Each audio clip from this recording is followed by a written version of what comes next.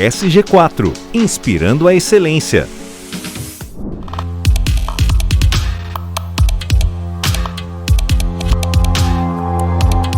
Olá pessoal, muito bom ter vocês aqui no podcast Gestão em Ação.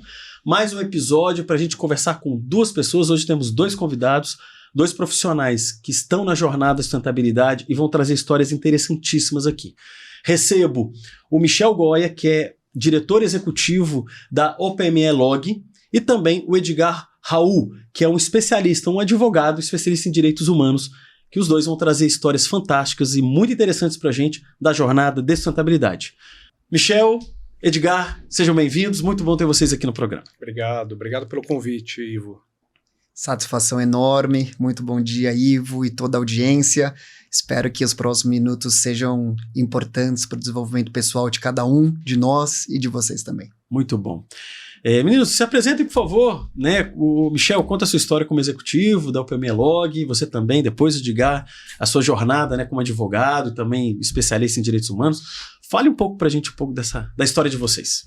Vamos lá, tem uma história interessante. Antes de chegar até a área da saúde, eu sou piloto de avião, que literalmente caiu de paraquedas na área da saúde, né? Aos 19 anos, morei por 3 anos no Japão, tive uma experiência incrível, realmente incrível. Fiz vários... Lá eu trabalhei, estudei, tive uma experiência bem interessante. Fiz curso de piloto de avião. Na sala, eu fazia aeroclube, na sala, conheci um amigo que me levou até uma distribuidora de saúde, da qual surgiu uma oportunidade para ir para o comercial, surgiu a oportunidade para uma diretoria e virei sócio da empresa só até hoje. Então, basicamente, cheguei até aí. Essa empresa, hoje, ela vai fazer 18 anos, é uma das maiores distribuidoras de neurocirurgia do país. A gente já chegou a fornecer material para o país inteiro. Há 6 anos, mais ou menos, a gente teve a necessidade de terceirizar a nossa logística num movimento de otimização estratégica da empresa, né?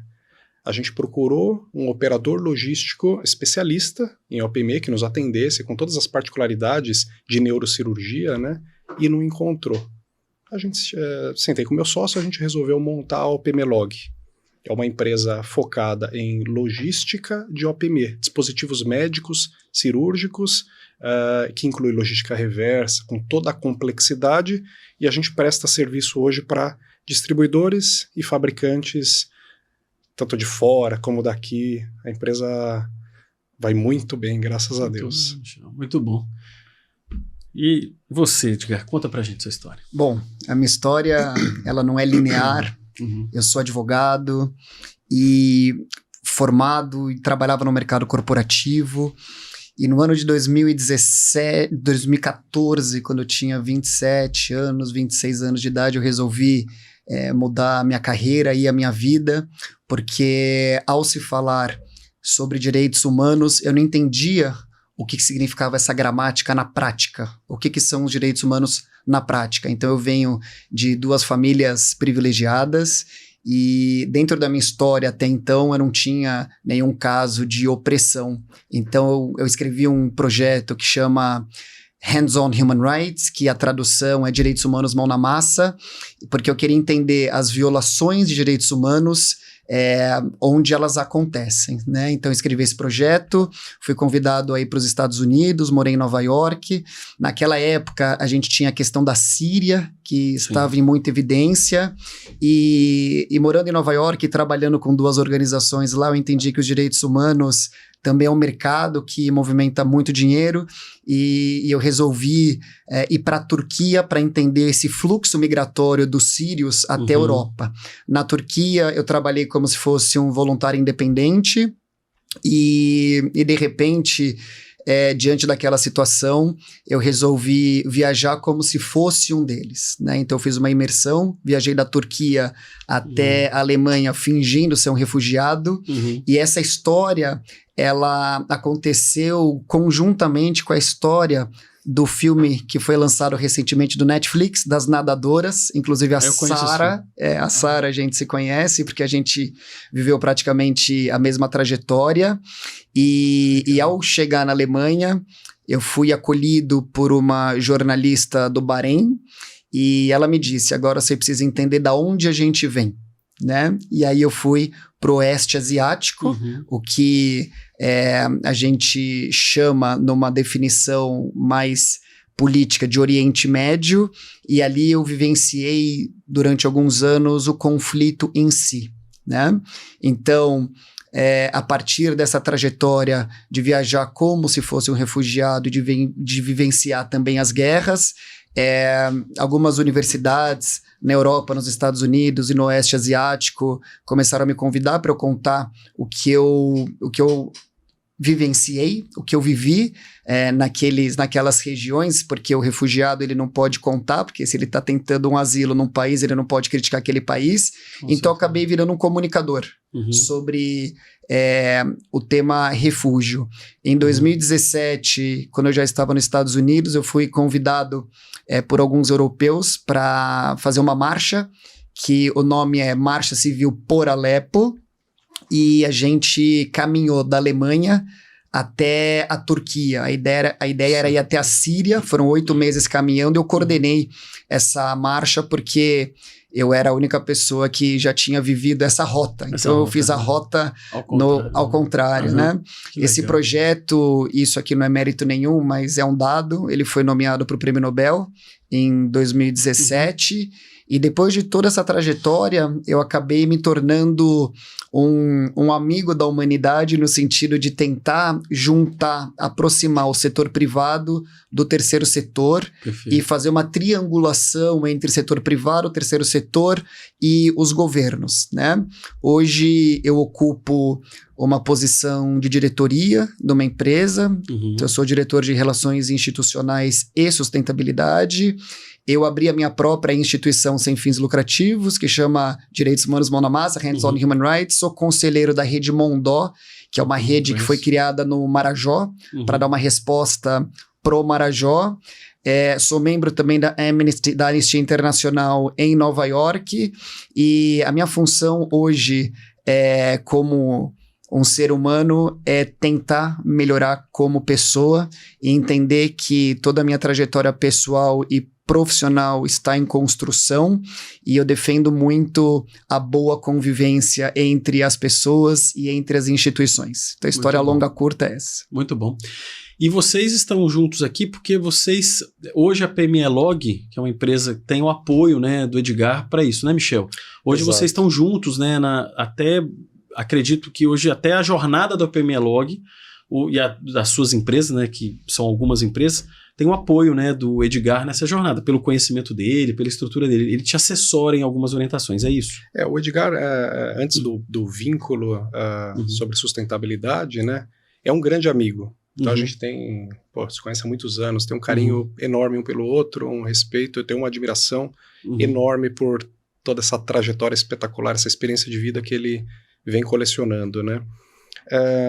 Como ele bem colocou, acho que a fase da vida em que ele está vivendo é para tentar operacionalizar, e parte disso é conscientização de empresas nesse segmento. Então, aí volta um pouco para nosso desafio lá na UPM Log.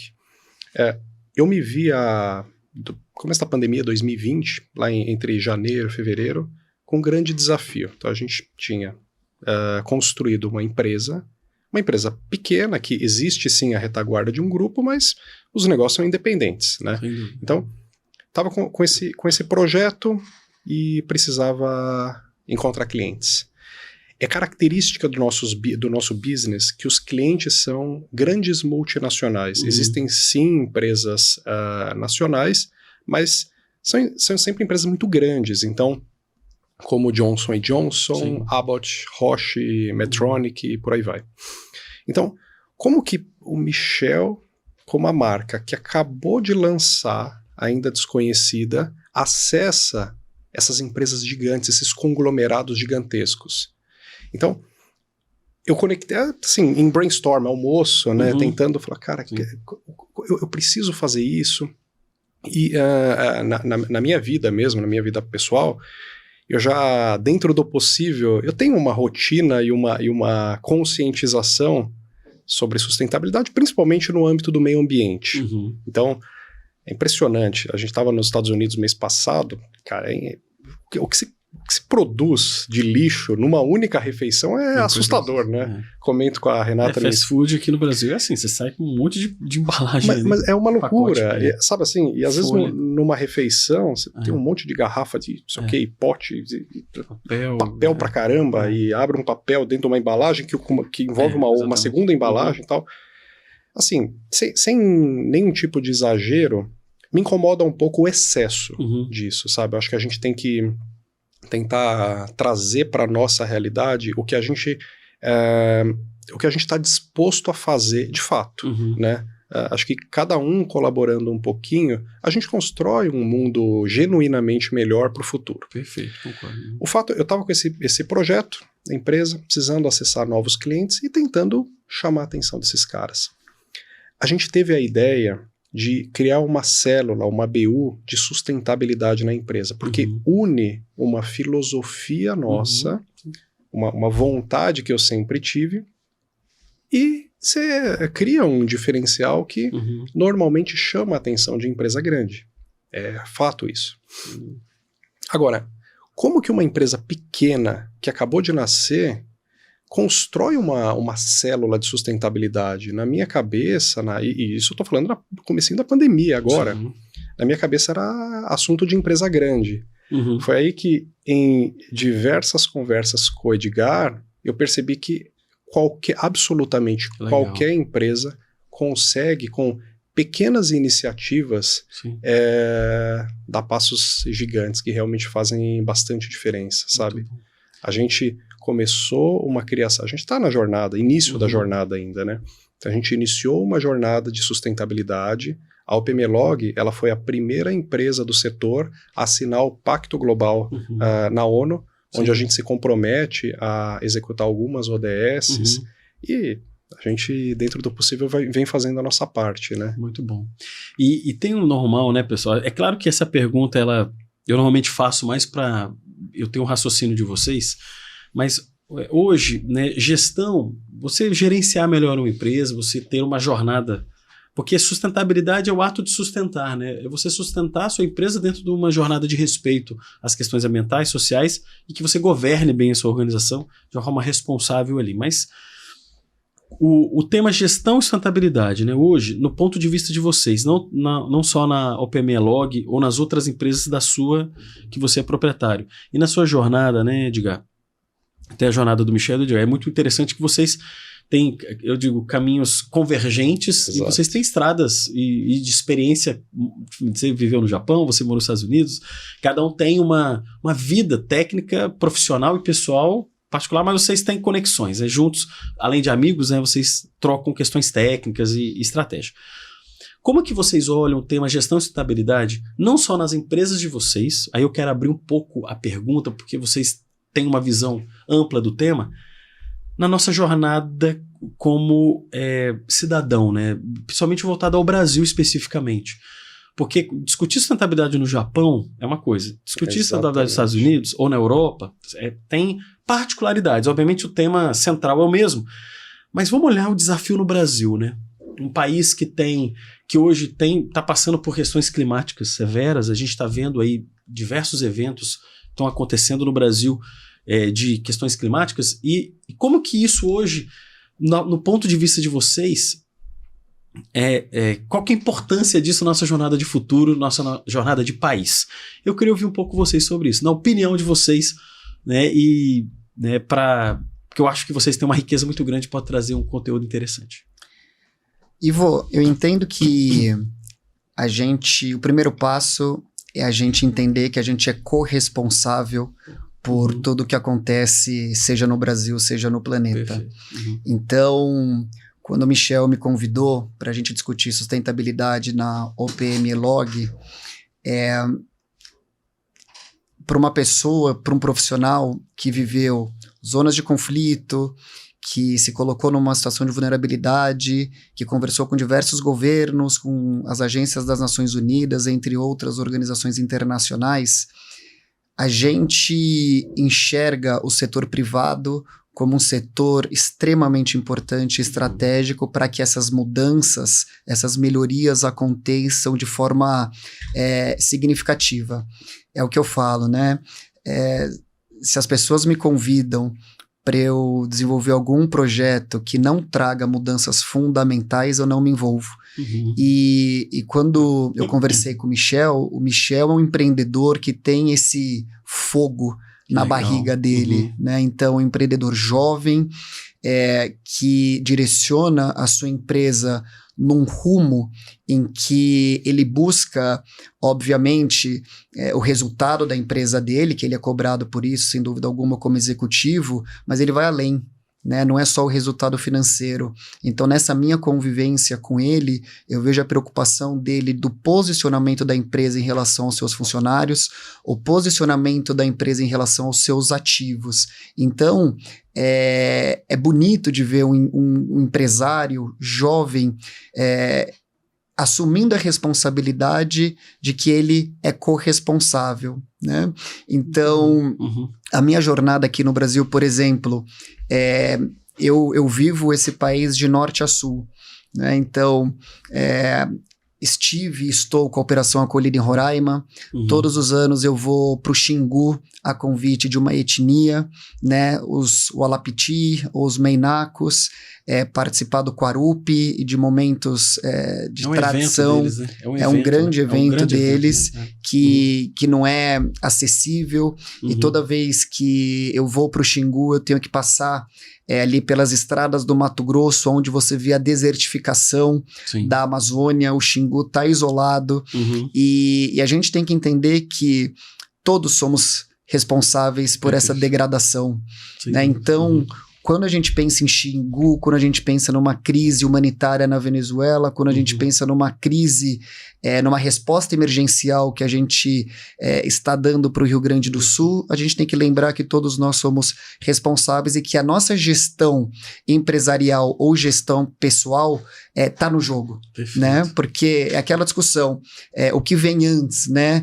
É a essência ou a existência, ou seja, a nossa existência muda o mundo, né? O Edgar parado numa calçada, ele desvia o vento, então a minha existência, ela muda o vento, muda o mundo. Então, eu entendo que dentro dos projetos e das minhas atividades profissionais e pessoais, eu estou sempre avaliando a minha relação de consumo com o mundo, né? Quando eu vou sentar para me alimentar no restaurante, eu penso de onde vem essa comida, né? Quem que produziu essa comida, porque essa comida é a minha energia, né? Então, a gente ser corresponsável, assumir essa responsabilidade que toda decisão nossa importa. Por isso que é muito importante, se você ter um empresário como o Michel, de uma empresa que pode ser pequena em estrutura, mas ela é muito grande em filosofia, em posicionamento e propósito.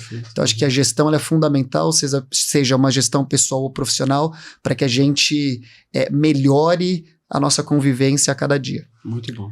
Esse ponto é importante porque, normalmente, quando a gente fala sobre ESG, naturalmente as pessoas pensam sobre reciclagem de lixo e cuidar do meio ambiente e não derrubar as árvores, aquela coisa toda.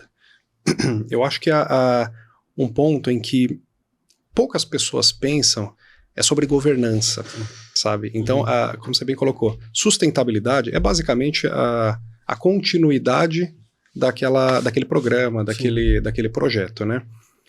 Numa empresa é muito comum uma cobrança por resultados, isso faz parte, a gente precisa apresentar resultado.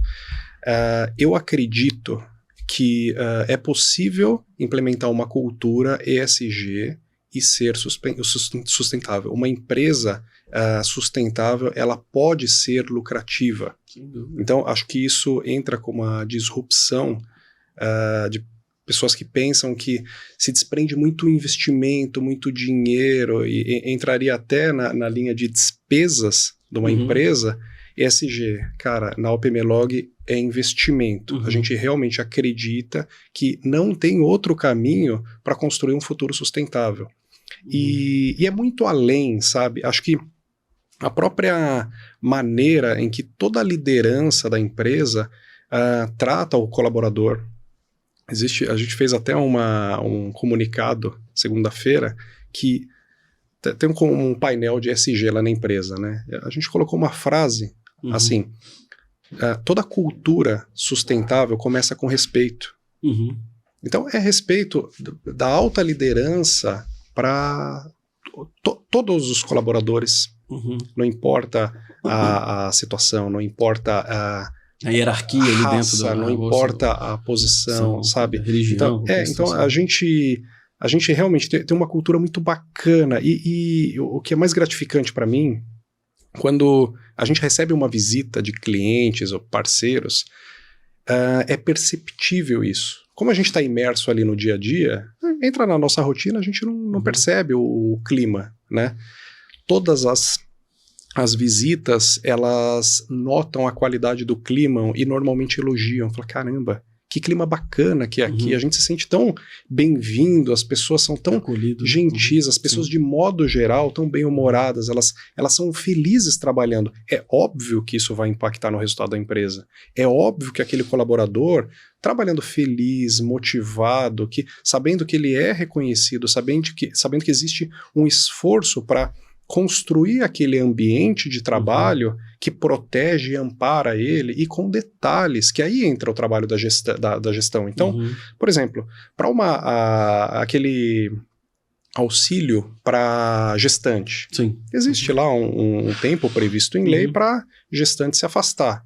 Só que se você aumenta um pouquinho, um mês e meio a mais, poxa, organiza direitinho a escala, não vai impactar na operação. Vai fazer uma puta diferença para a vida dela, para a vida daquela criança que está nascendo. E não é menos importante a presença do pai ali naqueles primeiros meses. Então, a gente ali, dentro da lei, tenta esticar um pouco num espírito colaborativo com o colaborador. Então, quando ele precisa da gente, a gente ajuda. A gente teve um caso de uma moça da limpeza, sensacional, a dona Eli. Ela é uma subcontratada. Então, eu tenho uma empresa que presta serviço de limpeza. Perfeito. Ela quebrou o pé. Não foi nem na empresa, acho que foi na casa dela lá um fim de semana, quebrou o pé, torceu o pé, sei lá, e teve um problema. Aí, conversando com ela, né, nossa obrigação é tratar com respeito todas as pessoas. Então, eu falei, e aí, esse pé, hein? Ela, tô esperando uma vaga no SUS para ver se eu consigo passar num ortopedista. Especialista normalmente demora, mais complicado. Eu falei, dona Eli, passa num doutor consulta, joga essa consulta particular pra gente, a gente vê o que faz aqui. Arrumou no dia seguinte uma consulta, resolveu, precisou fazer um procedimento ali mais simples, mas que fez toda a diferença, não esperar 1-2 meses para ser atendida num especialista. O que isso significa para uma empresa? R$200, assim, não é nada, absolutamente nada. Para a vida dela, eventualmente muda o rumo, evita que ela fique mancando para o resto da vida, que o osso se calcifique de uma maneira incorreta. Então, eu acho que a gente tem a oportunidade de aplicar sustentabilidade tanto no nosso trabalho, mesmo que independente do que a gente trabalha, independente do nosso segmento, na nossa vida pessoal, quando você vai na padaria, no supermercado, na banca de jornal. Né, que você trata as pessoas. Exatamente. Tudo começa com respeito. É aquilo. Então tem maneiras de aplicar no dia a dia. Muito bom. Pessoal, a gente tá muito boa a conversa. Eu vou encerrar aqui o primeiro bloco e a gente entra no próximo com alguns exemplos que eu tô curioso aqui para perguntar para vocês e para nossa audiência. Então, pessoal, vamos por um pequeno intervalo e voltamos daqui a pouquinho aqui para nossa continuidade. Até lá. SG4 Treinamentos, capacitando talentos, impulsionando negócios. Seguindo aqui, pessoal, então no segundo bloco, né, com o Michel e com o Edgar, eu quero fazer uma pergunta para eles, e é interessante essa pergunta, normalmente eu sempre faço nesse segundo bloco. Contem histórias, eu queria ouvir histórias de ações, de projetos, né, você contou que no finalzinho do primeiro bloco, né, Michel, essa história interessante com a dona Lia, né? Eli, a dona Eli, que é uma funcionária, mesmo sendo subcontratada, ela faz parte do teu ecossistema, faz parte das suas relações, é uma pessoa cuidada por vocês, né? E você deu um exemplo muito interessante. Isso é uma ação de várias que você já fez e que o Edgar também tem para contar. Então, eu queria ver um pouco de vocês, dentro da jornada, que projetos, que ações de transformação, e o Edgar usou essa palavra aqui antes, né? Nós estamos aqui, estamos transformando o mundo, nós somos partícipes, né? Nós participamos de tudo aqui, das relações humanas, do meio ambiente, do planeta, e nós estamos aqui, de alguma forma, contribuindo muito ou um pouco, mas todo mundo contribui.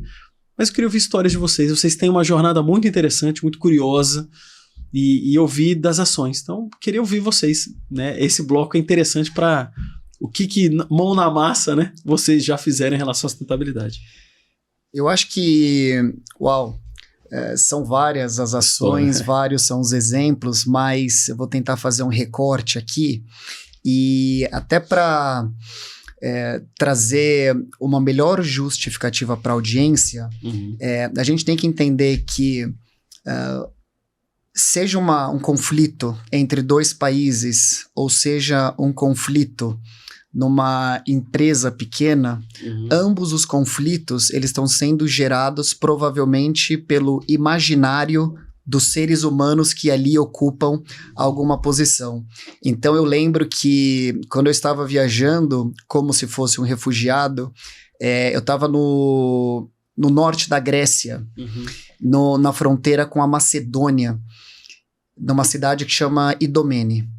E naquela época, se a Alemanha fechasse as fronteiras, o que não pode, né? Segundo a Declaração Universal dos Direitos Humanos, não pode, mas como ela é soberana e todos os países são soberanos, se a Alemanha fechasse a fronteira, todos os demais países fechavam também, porque aquele contingente populacional ia ficar parado nesses países. Então, eu lembro que a fronteira estava fechada e o número de refugiados estava se concentrando aumentando na fronteira, e de repente, às 4 da manhã, num certo dia, o exército da Grécia acordou a todos nós, eram aproximadamente 5 mil pessoas. 5 mil pessoas solicitando que todos entrassem no ônibus para voltar para Atenas. Então imagina, né, você se deslocou até Idomeni para passar para Macedônia, Sérvia, Croácia, Eslovênia, República Tcheca, Áustria, até chegar à Alemanha. Quantos mil quilômetros isso aí? Isso são, eu diria, uns 2.800 quilômetros, né? Muita coisa.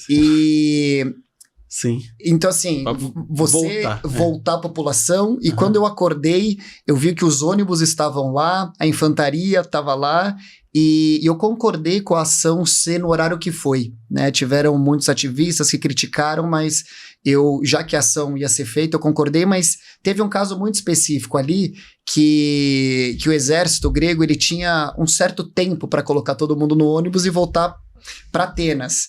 E de repente todo mundo estava arrumando ali as tendas, todos os seus pertences, e tinha um grupo de idoso, em que as autoridades, né, se aproximaram desse grupo de idoso, e eu estava ali monitorando, e de repente eu percebi que esse grupo, as autoridades iam ter uma ação mais ostensiva em relação aos idosos. Sim. Aí eu fui até lá fazer essa intermediação, e o soldado grego, ele recebeu uma ordem, né, do seu comandante. Pegue o cacetete e bata neles, porque é um exemplo para o resto acelerar e a gente resolver logo essa missão. E naquele momento... No idoso. E naquele momento, eu me coloquei entre os idosos e os soldados ali, e eu disse, calma, você não precisa fazer isso. E o soldado me disse, mas eu tenho que cumprir ordem. Né? E a minha réplica foi, mas você tem o livre-arbítrio, né? Poxa, são idosos, eles estão se esforçando, né? E aí eu lembro que a gente se olhando no olho, porque a linguagem verbal não é a única entre os seres humanos, né? E eu vi a tensão dele. Sim. E eu perguntei para ele, eu falei assim, pense, você pode desacatar essa ordem? E a resposta dele foi, esse é o meu emprego que eu sustento a minha família. O nosso país está passando por uma crise financeira enorme. Então, eu vou viver do quê? Sim. né? Eu preciso cumprir essa ordem. Subordinado, né? Exatamente. E aí eu lembro que eu disse para ele, então, o exemplo será em mim, não será no idoso, né? O exemplo será em mim. Né? E aí eu ofereci o meu corpo para ele usar como exemplo, e ali ele disparou alguns golpes em mim com lágrima nos olhos. Né? Sim, porque... Então, quando esse é um exemplo que eu uso muito quando eu faço treinamentos nas escolas, nas universidades e nas empresas. Parte desse treinamento, eu busco colocar gestores numa situação de vulnerabilidade. Eu simulo uma situação de opressão, de risco, para o gestor entender a tomada de decisão. Enquanto você é vulnerável, é totalmente diferente quando você está em condições normais. Então, esse é um exemplo muito claro, né? Como líder ali, um líder humanitário protegeu o idoso mais vulnerável, assim como um gestor, né? Quando o presidente da empresa cobra alguma coisa e vai expor algum colaborador, né? O gestor daquele colaborador precisa se colocar à frente porque ele está mais preparado para receber aquela agressividade, né? Aquela cacetetada que eu falo, cacetete, né? Então acho que esse é um exemplo muito prático que eu vivi e eu pego esse exemplo e tento replicar em treinamentos, em cursos que eu acabo dando, seja no mercado corporativo, nas escolas, nas universidades, porque educar pela prática, eu acho que é um caminho muito interessante. Educação pressupõe dor, correção de rota, desconforto. Então, eu acho que os direitos humanos, eles trazem essa possibilidade de a gente aplicar no micro o macro. Né? A mesma motivação de uma guerra é a mesma motivação de um pai que vai se divorciar da mulher e usa os filhos como uma ferramenta de chantagem. Né? A dor dessa mulher, a dor desse filho, talvez seja até maior do que a dor de um refugiado que não tem para onde ir. Né? Então... Mas você falou uma coisa interessante, Edgar, só para fazer um comparativo aqui. Nas empresas... E vocês aqui já participaram de muitas empresas grandes, né? E eu dou consultoria há muitos anos, né? Então, eu já vi muito abuso de poder, abuso verbal, pelo exercício do poder, né? Assim, quem manda aqui sou eu, você obedece, quer ficar no emprego? Então, assim, essa dinâmica, infelizmente hoje ainda tem muito gestor brasileiro que acha que a grosseria, que a ameaça, que o desconforto gerado se você não fizer o que você está fazendo, não sei se eu vou ficar com você aqui. E o colaborador, sem opção, precisando daquele emprego, ele abaixa a cabeça e aceita a situação.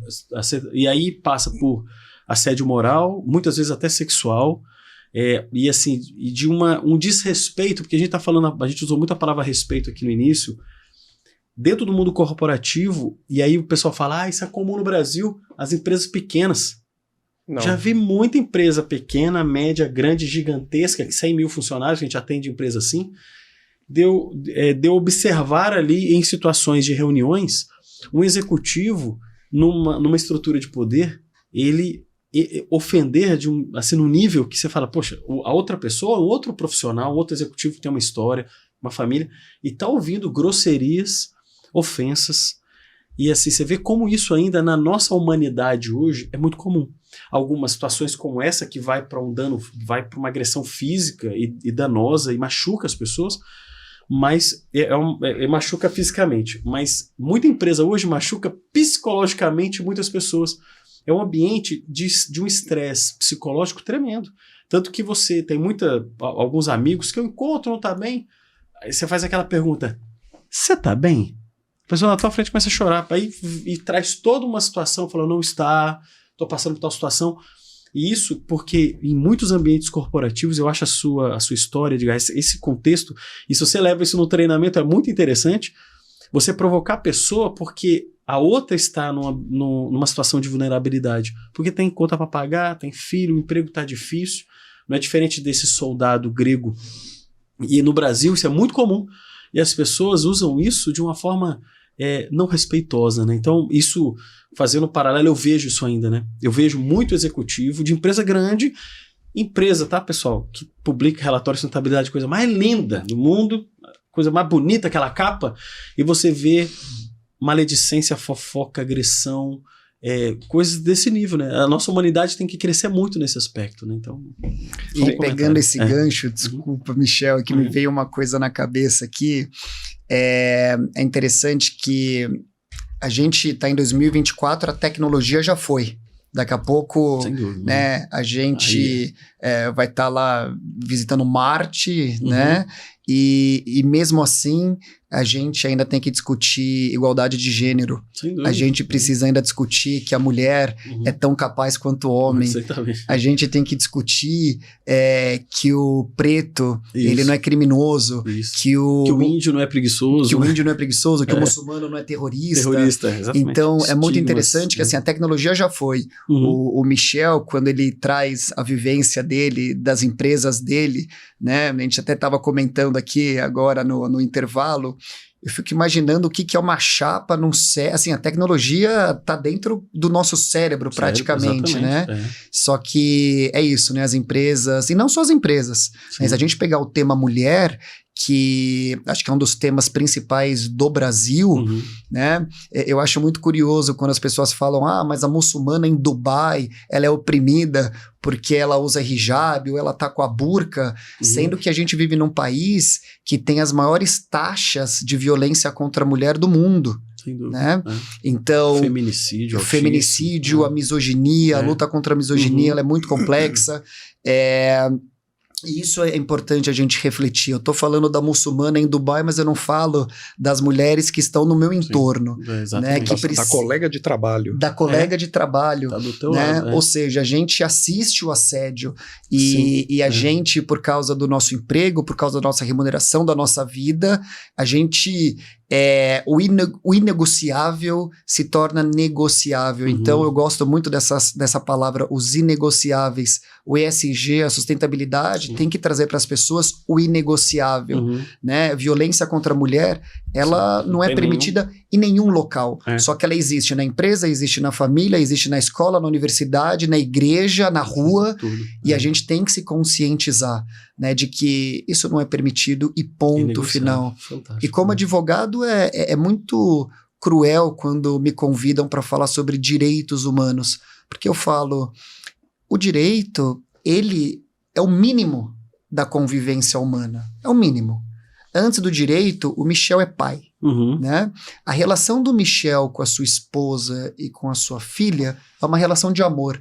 Ele faz o que faz por amor. Só que não dá para amar todo mundo, obviamente. Então, se você não ama, seja gentil. Né? A gentileza é um aspecto moral. Já que não ama, faça como se amasse. É o que acontece quando a gente sai dos nossos trabalhos e vai na rua e tem alguém pedindo ali um dinheiro. Você dá esse dinheiro, isso é uma gentileza. Esse dinheiro não vai voltar para você. Você não faz isso com a intenção de retornar esse capital. Pô, mas eu também não quero ser gentil. Seja ético. Né? Ou seja, cumpra com as regras que foi, com a cultura que o Michel está trazendo bastante aqui, na questão cultural, cumpra com essa cultura. Mas eu também não quero ser ético. Ou seja, a boa convivência através do amor, da gentileza e da ética precedem, né, o direito. Se você não cumpriu tudo isso, aí entra o direito. E o direito vai dizer o quê? Você não conseguiu amar aquela mulher, ser gentil com aquela mulher e ser ético com aquela mulher, então você vai ter que ser legal, né? Porque tocar numa mulher é proibido, ponto final. Se você tocar é crime, né? E depois do direito, o que vem? É a barbárie. Então, quando me convidam para falar sobre direitos humanos, a gente está falando já do último passo antes da barbárie. Perfeito, então, assim, vamos voltar e discutir boa convivência, boa prática.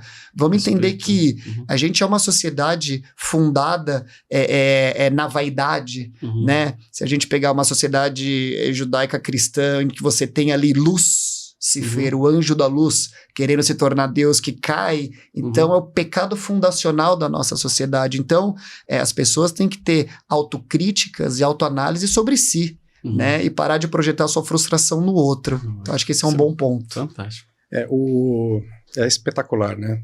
Você vê que eu comentei no início, desculpa, que tudo começa com respeito. Sem dúvida. Né? E quando se fala em ESG, cara, tem a parte do meio ambiente, tem, vamos preservar as matas e tudo mais, mas olha o que a gente está conversando aqui, que interessante, né?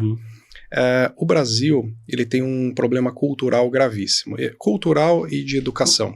Eu falo com bastante propriedade porque na experiência que eu tive quando eu morei no Japão, então eu tive contato com uma cultura completamente diferente, que pode dar aula de respeito e educação para o mundo. É impressionante. Então, o Brasil é um país muito novo, 500 e pouquinhos anos. Os caras no Oriente já passaram por vários problemas que a gente está passando hoje, já viram que não é por aí e já traçaram caminhos alternativos, como corrupção, por exemplo. Né?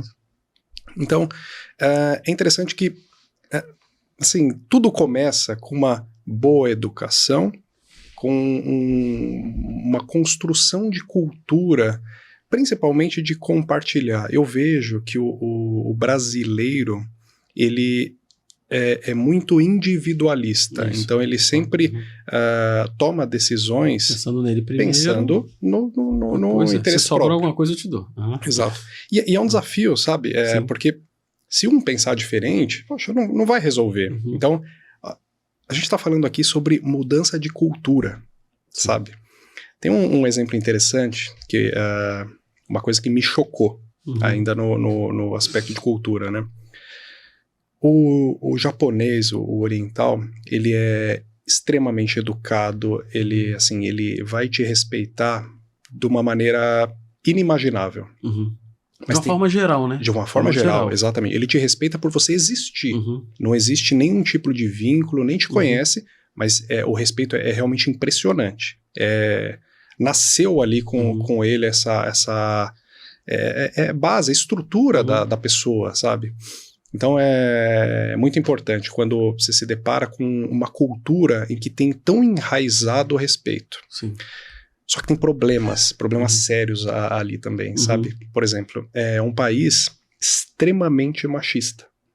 Extremamente machista. E isso, para mim, brasileiro, me chocou de uma maneira impressionante. Pra você ter uma ideia, o japonês, ele vai no supermercado, por exemplo, a mulher carrega as sacolas de compra, o homem anda na frente, a mulher anda atrás. É super desrespeitoso ela andar na frente do homem. É como se o homem fosse uma espécie superior.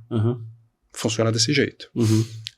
Quando um casal tem um filho menino, o menino tem tudo. Ganha brinquedo, ganha bicicleta, ganha videogame, ganha tudo que ele quer. Se esse mesmo casal tem um segundo filho e é uma menina, é uma decepção para a família. E ela não vai ter nada. Então no Natal é super comum que um casal de 2 filhos, o menino ganha um presente enorme e a menina ganha um chaveiro. É a cultura daquele país, sabe? Assim, pra gente aqui no Ocidente é assustador, é impensável. Fazer qualquer tipo de distinção é impensável. Então, você vê que interessante, o Brasil, ele territorialmente está constituído num lugar em que não tem emenda de placa tectônica, aqui a gente não tem desastres naturais de modo geral, né? A gente está vivendo aí uma calamidade no Rio Grande do Sul, mas isso aí tem uma explicação paralela. Na minha opinião, daria para até prever isso aí e ninguém precisaria passar por isso. Mas aqui a gente não tem tornados, tsunamis, terremotos, não tem nada disso. É uma terra extremamente abençoada. O que você planta, o clima nasce. É muito bom, exatamente. O que você planta, nasce. A gente não tem calor extremo, frio extremo. Então, existe um problema cultural, sabe? O brasileiro, ele tem um desafio, porque é um povo muito sociável, amigo de todo mundo, isso é reconhecido mundialmente, alegre, faz amizade com muita facilidade. Mas o lado ruim disso é porque leva tudo na brincadeira e tira sarro de problemas que precisam parar para ser discutidos. Como, por exemplo, assunto de direitos humanos, como, por exemplo, corrupção e tantas outras coisas, questões climáticas que todo mundo começa a desmatar um espaço de terra, daqui a pouco tem problema de aquecimento global, tem problema de enchentes, tem uma série de problemas, né? Então, o brasileiro, ele se manifesta com bom humor. Então, elege, por exemplo, um comediante lá para governar o país, elege um ator para num cargo político. Legislativo. Sabe, assim, o Poder Executivo, por exemplo, que, tudo bem, é óbvio que é super importante e tudo mais, só que todo o foco, na minha opinião, está no Executivo. O presidente, que vai ser direita, vai ser esquerda, não sei o quê. Mas dá a impressão que o brasileiro não está nem olhando o legislativo. Sim. É onde são construídas as leis, é onde mais afeta o nosso dia a dia, né? Então tem um problema cultural interessante aí que precisaria ser revisto. Até pra gente encerrar esse bloco, né, pessoal, eu penso, até pra gente falar no próximo, eu quero fazer esse vínculo de futuro, porque vocês trouxeram dois exemplos fantásticos, né, assim, de situações práticas que vocês viveram. Você vê como que a sustentabilidade, ela tá no nosso dia a dia. E tá no dia a dia da maioria das pessoas do mundo. Mas perceba que, e eu penso, né, cada país com a sua cultura tem seu desafio, né? Então a Alemanha tem seus desafios, a França tem seus desafios, a Venezuela tem seus desafios, os Estados Unidos. Então você tem o Japão, especificamente na Ásia. Hoje, toda ali a faixa de Gaza, você vê o que o mundo hoje tem passado para garantir respeito ao meio ambiente, ou adequação ao meio ambiente, respeito ao ser humano e aos direitos humanos, e que isso seja governado de alguma forma. Perceba como que esse tema, ele é um tema que, em cada país, ele tem uma realidade. Então, você vê um brasileiro que vai para o Japão, olha essa situação, ou a cultura muçulmana também tem, como que a mulher é tratada. Isso, a gente tem um olhar que, meu Deus do céu, mas ali dentro daquele contexto, talvez a pessoa nem perceba tanto essa diferença, porque ela já criou dentro do ambiente dela essa dinâmica para gente que vive uma outra realidade. Do mesmo jeito que alguns podem, e com certeza olham para o Brasil e falam, nossa, que coisa maluca de manca desse povo aí. Esse povo é muito diferente. Mas eu acho que cada um, dentro da sua individualidade, dentro da sua comunidade, dentro da sua nação, tem um desafio. E o desafio brasileiro é um desafio complexo. E eu queria perguntar para vocês aqui, e já que a gente... E eu vejo nós três aqui como, eu digo, pequenas peças desse Lego grande da gente montar isso na nossa sociedade, como que a gente pode trabalhar para o futuro? Então eu queria conversar de futuro com vocês no próximo bloco, ok? Pessoal, então vamos parar rapidinho aqui, né, um intervalo de poucos segundos, voltamos aqui com o Michel e com o Edgar para a gente falar de futuro. Até lá! SG4 Soluções Integradas. Consultoria estratégica para um futuro sustentável. SG4 Gestão Ocupacional. Trabalhe com segurança, viva com saúde.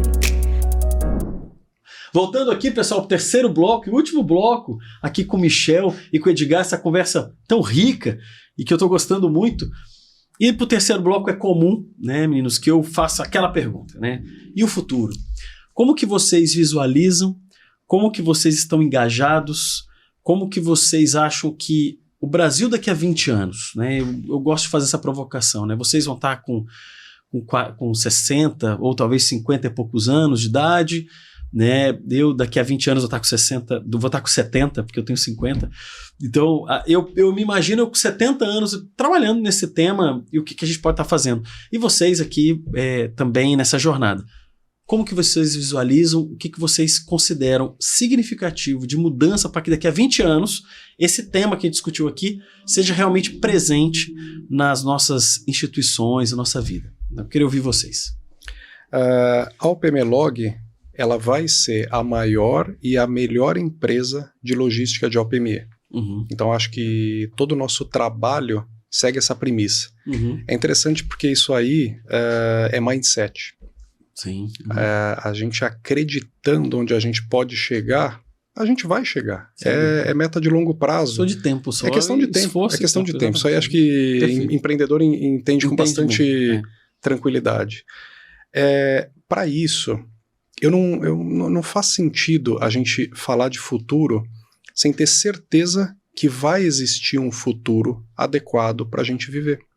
Então, eu acredito que tudo que a gente faz hoje sobre sustentabilidade é porque eu quero que exista um futuro bacana para mim, para minha família, para minha filha, para as próximas gerações. A gente, sabe, ouve notícias de que está pensando em ir para Marte, em buscar outras alternativas, mas por quê? É inevitável a destruição do planeta Terra, sabe? Eu acho que tem tempo. Se cada um fizer a sua parte, dentro das suas possibilidades, dentro das suas limitações, por menor que seja a iniciativa, não faz sentido pensar em outras alternativas, sabe? Então, na UPMLog, por exemplo, a gente está iniciando um processo de descarbonização. Legal. Uma das ODSs que a gente se comprometeu é eletrificar a frota até 2030. Então, tem bastante coisa que dá para fazer. A gente falou aqui bastante sobre a qualidade da gestão. Eu tomo muito cuidado e rapidamente compartilhando uma história. Tem um amigo meu, trabalhou com a gente na distribuidora. Ele está numa multinacional agora. O sonho dele é um menino muito novo, fez acho que 20 e poucos anos, 30 anos agora. E o sonho dele era trabalhar numa multinacional. Ter carreira, né? Construir carreira, perfeito. A multinacional no passado brilhava muitos olhos, né? Hoje em dia ainda brilha de alguns. Ele entrou nessa empresa e daí ele estava comentando comigo um ponto interessante, que ele tem lá um salário bom, mas que quando bate a meta, esse salário dobra. Frequentemente, eles batem a meta. Então, todo mundo constrói um padrão de vida sobre o dobro. Perfeito. Legal, tranquilo. Existe uma cultura de terrorismo instituída naquela organização. Terrorismo. No seguinte sentido, você passa ali um na mesa do outro, 7, 8 horas da noite, e fala assim, nossa, mas você já vai embora? Pô, vai sair mais cedo hoje? Por quê? Você já bateu sua meta? Você está desinteressado? Você está desmotivado? O que está acontecendo? Assim, o líder dele numa pressão nesse sentido. E daí é normal que o pessoal entre em burnout, o pessoal se afaste por problema psicológico, começa a desencadear uma série de doenças. Crise de ansiedade se coleciona ali. Então, tudo bem, a empresa bate a meta, atinge o resultado, ótimo, bacana. Não existem outras maneiras para atingir os mesmos resultados, eventualmente se reduziria com turnover de funcionários, né, que custa pra caramba para a empresa e independente do custo financeiro, custa a saúde das pessoas, sabe? Acho que, voltando, né, falar sobre futuro, eu acho que cada um dentro da sua organização ou da sua família é pensar, refletir e se questionar sobre o que pode ser feito hoje, o que você está fazendo hoje para o futuro. Vai existir um futuro daqui a 10, 20, 50 anos? Legal. O que está sendo feito hoje? O que você está contribuindo? Lembra quando eu comentei sobre alguns deslizes culturais do brasileiro que sempre reclama dos políticos que ele ajudou a eleger, né? Sim. E não faz nada. Então, acho que vale a pena colocar um pouco a mão na massa, parar de reclamar que o político é corrupto, que o governo não presta, que a empresa tal coisa, que prestador de serviço, não sei o que. Para de reclamar um pouco e coloca a mão na massa, faz um pouquinho, o que seja pequeno. Só que se todo mundo fizer, a gente tem um movimento fenomenal. O Brasil se transforma tranquilamente em referência de sustentabilidade no mundo, porque tem muita gente, o povo, ele tem um bom coração, sabe? Se tiver um morador de rua na Alemanha, é que Nova York destoa, porque Nova York, acho que o que menos tem ali é nova-iorquino, né? O mundo inteiro tá ali, né? Mas na Alemanha, no Japão, tem um morador de rua caído lá, ninguém sabe se tá bêbado, ou se tá passando mal, ou se aconteceu alguma coisa. O cara desvia dele e segue a sua vida. É normal isso, sabe? Normal não, é comum isso, né? Aqui no Brasil não, cara. O brasileiro, acho que a maior virtude é que o cara tem bom coração, o cara se preocupa com o próximo. Então, as iniciativas de grandes movimentos de sustentabilidade teria que vir daqui, tem potencial de vir daqui. Seriam os melhores movimentos. O brasileiro, por si só, pela essência, ele tem a capacidade de apresentar bons projetos, de se engajar em causas sociais e, de fato, apresentar bons resultados. Só precisa de iniciativa, só precisa começar. Dá para começar hoje, entendeu? Não importa a proporção. Muito legal. Indo nessa linha,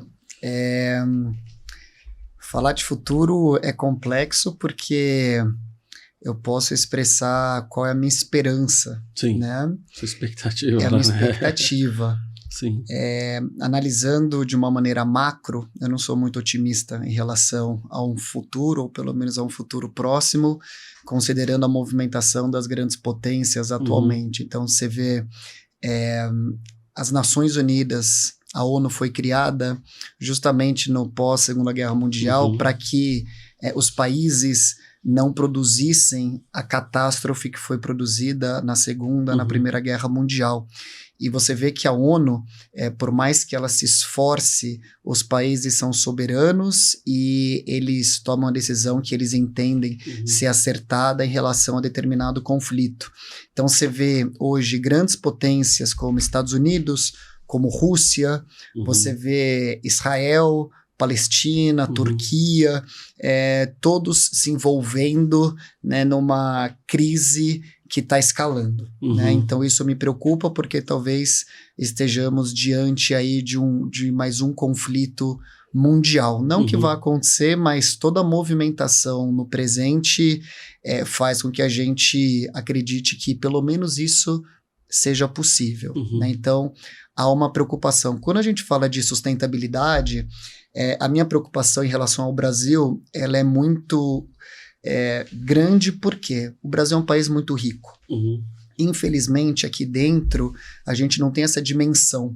Quando você mora fora, e eu e o Michel, a gente tem essa experiência, é impressionante como o Brasil é um dos principais players, principais atores na configuração geopolítica. Quer dizer o quê? Nós somos extremamente importantes. O Brasil, ele abastece grande parte da população mundial com alimento. O Brasil tem a maior biodiversidade do mundo. Né? O Brasil tem, salvo engano, entre 70% e 80% da sua energia, né, produzida, limpa. E o Brasil tem, certamente, hoje a maior floresta tropical do mundo. Né? A gente tem uma experiência com a Mata Atlântica, né? E a gente também conhece de algumas questões que acontecem na Amazônia. Né? Eu tenho um projeto na Amazônia. A Amazônia é um tema complexo, não é simples, é gigantesco, então a gente tem que ter responsabilidade ao endereçar esse tipo de tema. Qual que é a minha preocupação? Sendo o Brasil um país extremamente rico e o mundo mudando a sua matriz energética do petróleo, do combustível fóssil para outras tecnologias, o Brasil certamente vira talvez a nação mais potente de todo o mundo em relação à produção desses combustíveis. A minha pergunta é, o conflito hoje que existe no Oriente Médio por questão territorial e de recurso, o conflito hoje que existe na Venezuela por ser a maior produtora de petróleo do mundo, com a sustentabilidade, que precisa virar essa chave sim, o Brasil vira um país em que essas grandes potências vão querer dominar? Ou será que já não existe um domínio das grandes potências em relação aos recursos que existem no Brasil? Ou, diante desse cenário, podem os brasileiros, e aí entra muito na minha experiência, se tornarem refugiados? Então, para um futuro, eu defendo sim a agenda de sustentabilidade, a minha vida é pautada nisso, mas eu tenho sim no meu radar a movimentação das grandes potências em relação aos nossos recursos, que são muitos. né? Somos um país rico. E sobre o futuro do nosso país como sociedade, a resposta todos sabem, todos conhecem, é a educação. A educação ela é fundamental para que os eleitores, como o Michel está trazendo a questão política, a gente discutiu aqui sobre o legislativo, o executivo, a gente precisa se envolver, sim, somos seres históricos, seres políticos, e a mudança depende de cada um de nós. Então as pessoas pensam que, poxa, mas o que eu vou mudar? Você pode mudar muita coisa, né? Se você mudar o seu comportamento dentro da sua família, já é muita coisa. Se você muda o seu comportamento dentro da sua empresa, já é muita coisa. Muitas pessoas falam, nossa, Edgar, eu queria ter as suas experiências. Eu pergunto por quê? Né? Porque eu quero defender os direitos humanos. A minha resposta é, mas a violação de direitos humanos está dentro da sua casa. Eu tenho certeza que está dentro da sua casa. Sim. Certamente o seu pai oprime a sua mãe, ou sua mãe oprime o seu pai, ou seu pai e sua mãe oprimem a mulher que trabalha na sua casa, ou te oprimem, né? Sim. Então, de novo, o desenvolvimento do ser humano num mundo de mídia social, no mundo de vaidade, é preocupante, né? Londres, Inglaterra, na verdade, criou como se fosse o Ministério da Solidão, porque a solidão na Inglaterra virou uma epidemia, né? Os ingleses estão solitários, virou um problema de saúde pública, né? O aumento, a segurança psicológica, como o Michel aqui bem colocou também, é uma preocupação. Por quê? Porque a gente tem hoje síndromes como burnout, ansiedade e ataques de pânico nas empresas, porque está todo mundo correndo atrás de resultado para ganhar dinheiro, para comprar bens materiais e no final você tem uma vida vazia. No final, o ciclo se recomeça. O ciclo se recomeça. Ao passo que quando você vai para algumas comunidades tradicionais, você vê o pertencimento daquela comunidade em relação, né, àquele local que habita.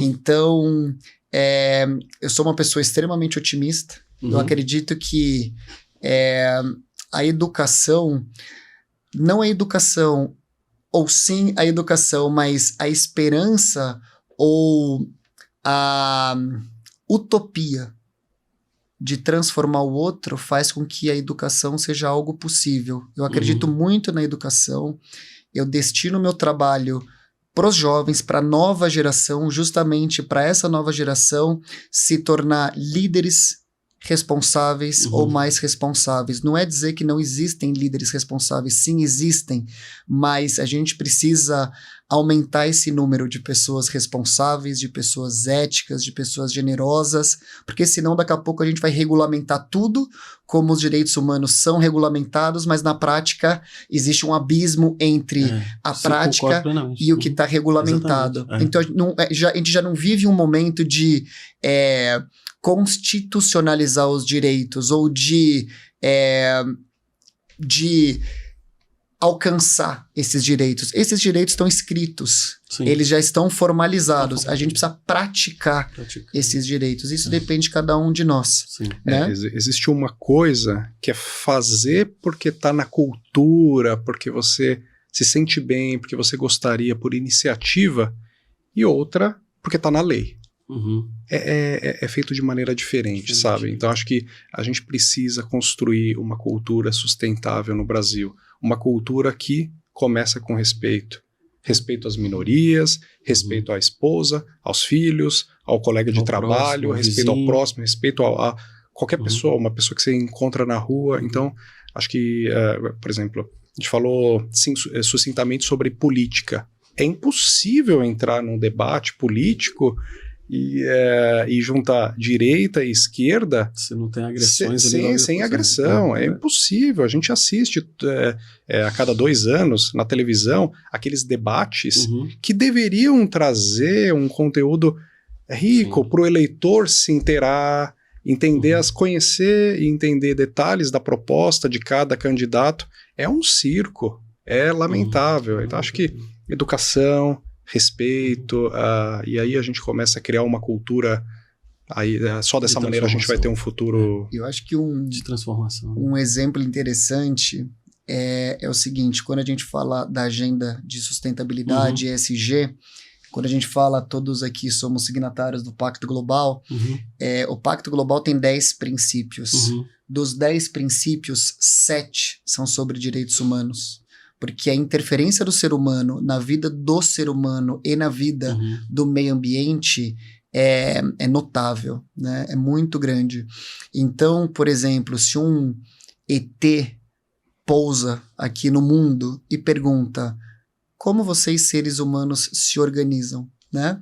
A gente vai apresentar para esse ET a Declaração Universal dos Direitos Humanos, que é um documento em que 170 e poucos países se comprometeram a seguir o que está ali. Mas existe um abismo, de novo, entre o que as empresas se comprometem e o que é praticado. E se existe esse abismo, é porque as lideranças estão com dificuldade de implementar isso. É bonito, sim, fazer parte, né, de movimentos de sustentabilidade, mas o mais bonito é você conseguir construir para si, para sua empresa e para a sociedade bons exemplos, histórias vencedoras, né? História vencedora significa construir, zelar pela melhor convivência possível entre todos nós, né? A gente não precisa conviver com quem a gente não gosta, por exemplo, mas a gente tem que coexistir. Perfeito. Tem que coexistir dentro cada um da sua limitação. É o que eu falo em todos os ambientes que eu trabalho. Da porta para fora, pouco importa o que você faz. Aqui para dentro a gente segue algumas regrinhas de convivência para todo mundo seguir no mesmo caminho e chegar no mesmo resultado. Mas seja quem você é, né? O respeito é muito importante. A gente valorizar o que já está na Constituição e nos tratados internacionais é muito importante. Depende da gente. Depende da gente. Diariamente, cada um de nós temos oportunidades de sermos a melhor versão de nós mesmos. Todos os dias. Você tem uma nova oportunidade. Começa amanhã. Até pra gente encerrar, pessoal, aqui, já estamos chegando no final, eu penso que realmente educação, eu acho que é fundamental, porque no futuro, essas crianças de hoje, as crianças que estão hoje do nosso lado, serão os decisores do futuro. Serão nossos políticos, serão nossos empresários, porque esse ciclo é natural. Um dia partiremos e a coisa segue aqui do mesmo jeito. Daqui a 100 anos, teremos a mesma estrutura. A gente podia estar conversando em 1800 e estar discutindo questões de 1800, a gente já está em 2024 e daqui a pouco estaremos em 2224. Então, daqui a 200 anos, o planeta continua. Imagina, quem pensou em 1800, lá a gente está em 200 anos depois, está aqui, em 1824, 2024. E daqui a 200 anos. E eu penso que hoje, e eu realmente acho que a nossa virada de educação precisa ser tão forte, ainda muito mais forte, porque eu tenho 2 filhos. Eu tenho uma menina de 16 anos e um rapaz de 19. Né? Ele está na faculdade fazendo fisioterapia, minha filha está no 2º ano do ensino médio. E eu convivo com eles. Aí um dia eu fiz essa reflexão. Eu estava na formatura, né, recentemente deles, porque quando ele acabou o ensino médio, a minha filha acabou o 9º ano. Então foi no mesmo evento. Eu fiquei olhando aquelas crianças ali, aqueles jovens, e eu pensando, essas crianças daqui a 8 anos, né? De 8 a 12 anos, vão entrar no mercado de trabalho. E daqui a 32 anos, eles vão ter 40 e poucos anos e 50 anos de idade, serão decisores. Serão políticos, serão empresários, serão médicos, advogados, serão profissionais. Como que essas pessoas hoje, no dia de hoje, estão sendo influenciados para formar uma mentalidade, né, de respeito, de sustentação?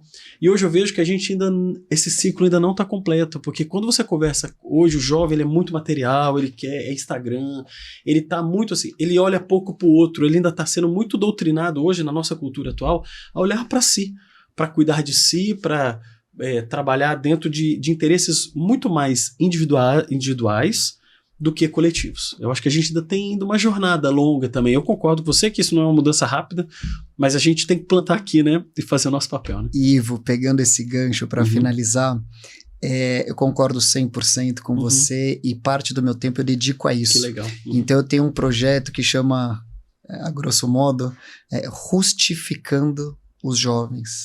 Rustificar mesmo, né? E esse é o nome que um grande amigo meu, que é ator, celebridade, que é o Kleber Toledo. Sim, ele tem um projeto lindo, Futuro KT, né? Tem lá no Instagram, nas mídias sociais, Futuro KT. O que a gente faz? A gente treina os jovens para ir numa missão humanitária com a gente. O que é esse treinamento? Esse treinamento é pesado, porque a gente tira o celular, coloca os jovens em situações de vulnerabilidade mesmo, de dor física, de autoconhecimento, e já é o 3º ano que a gente faz isso, e é impressionante, porque jovens que passaram por esse curso, hoje estão nas universidades e são líderes de projetos sociais. Por quê? Porque eles já são decisores. O jovem já toma a decisão. Perfeito. Aquele jovem que chega em casa, eu falo isso nas escolas, chega em casa e fala: mãe, pai, o professor me deu nota baixa porque ele não deu a matéria. Essa irresponsabilidade do jovem custa o emprego do professor. Sim, né? A irresponsabilidade, a vaidade, a individualidade do jovem faz com que um outro jovem passe por uma situação de bullying e tenha e sofra uma opressão alargada na sua juventude. Então, a gente tem que responsabilizar os jovens desde já. Então, isso é uma coisa que eu tenho investido muito, acredito muito, e assim, jovem, como você bem colocou, é uma massinha ainda moldável. Então, é muito satisfatório você estar diante de um jovem que está ali sem ideias fixas, absorvendo o que você tem para compartilhar como uma tentativa sua também de melhorar alguma coisa, do que você conversar com um empresário de 60, 70 anos que já tem as suas ideias fixas, não vai mudar, não acredita numa nova narrativa e que o mundo está mudando. Sim, né? Perfeito. É um desafio, né? Porque o futuro, inegavelmente, são os jovens. Né? Quando a gente observa algumas coisas que a gente vê, a gente pode dizer que o futuro é preocupante, né? Cabe a gente fazer a nossa parte, dentro do possível contribuir e ter esperança. Sem dúvida. Eu acredito que a gente, como eu falei, eu sou empreendedor, se eu não for otimista, ferrou, eu não saio, nem levanto de manhã. Então, a gente precisa acreditar que o dia de amanhã vai ser melhor, que a gente vai ter um futuro bacana, que a nossa empresa vai crescer, que a gente vai evoluir na nossa profissão, no que a gente está se propondo a fazer, seja um projeto ou uma família, enfim. Acho que é meio filosofia de vida minha, sabe? Eu acredito que nós não temos gestão sobre como viemos ao mundo. A gente não tem gestão. Se nasceu numa família rica ou pobre, ou no Brasil, ou no meio da guerra, na Ucrânia agora, esse ano, devem estar nascendo crianças lá, sabe? A gente não tem gestão sobre isso. Agora, é nossa inteira responsabilidade de que maneira que a gente vai deixar esse mundo. Perfeito. Então, o que vai ser construído nesse meio tempo? A partir de... A gente nasceu, chega a uma certa idade que a gente vai voar, né? Terminou o colégio e tal, você se lança no mercado de trabalho, você meio que começa a tomar as rédeas da sua vida. E ali começam as escolhas que são de cada um. Essas escolhas, elas trazem, obviamente, consequências. Então, ali que cada um vai direcionando. E cabe a gente decidir o que cada um está fazendo para que quando chegar a nossa vez de deixar o mundo, cara, você olha para trás e fala, cara, eu viveria tudo de novo, eu faria tudo igual. Então, numa evolução, seja profissional, então assim, seja a melhor versão que um pai pode ser. Seja o melhor lutador, ativista sobre direitos humanos. Seja a sua melhor versão a cada dia. Muito importante. Meninos, assim, Michel, muito obrigado. Edgar, muito obrigado. A conversa foi muito rica. Desejo muito sucesso para vocês, né? Que a jornada de transformação que vocês promovem seja sempre de muito sucesso. Muito obrigado. Obrigado pelo convite. Muito bom. Pessoal, obrigado por você ficar aqui com a gente, né, na nossa entrevista, conversando aqui com o Michel e com o Edgar, e que as palavras, exemplos e provocações, né, e convites que os nossos convidados proporcionaram para a gente faça parte da nossa jornada de futuro e transformação. Um abraço, até o próximo episódio.